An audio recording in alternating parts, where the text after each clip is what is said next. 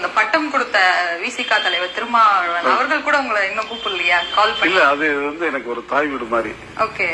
எப்பனாலும் போய் சேரலாம், எப்பனாலும் வரலாம். என்னுடைய தலைவர் என்ன என்னைக்குமே வெளியே போன்னு சொன்னது கிடையாது.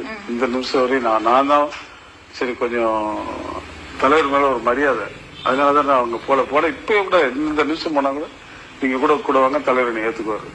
ஏன்னா அந்த அளவுக்கு தலைவர் என் மேல ஒரு நல்ல ஒரு மரியாதை, நானும் அவர் மேல நல்ல ஒரு பற்று பாசம் வச்சிருக்கேன். உயிருக்கு வரை அந்த தலைவர் நான் மறக்கவே மாட்டேன். ஏன்னா அந்த அளவுக்கு எனக்கு சில நல்ல காரியங்கள் நல்ல உதவி எல்லாம் பண்ணிருக்காரு. அதெல்லாம் மறக்கக்கூடாது இல்லையா? இன்னைக்கு பவர் ஸ்டாரா முன்னால உட்காருன்னா அது காரணமே அவரு தான். அவர் நான் என்னைக்குமே நான் மறக்க மாட்டேன். அவர் வேணும் மேல அவர் உயர்ந்து வரணும், அதான் என்னுடைய ஆசை. என்னுடைய வீட்டுல ஒரு உடன்பரப்பு மாதிரி நான் நினைக்கிறேன்.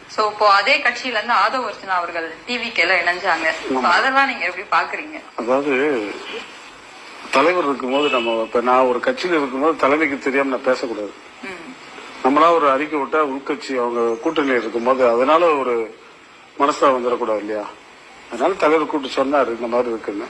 அது ஒரு சஸ்பெண்ட் பண்ணாரு. அதுக்குள்ள அவர் அங்க போய் சேர்ந்துட்டாரு. அது அவருடைய விருப்பம்.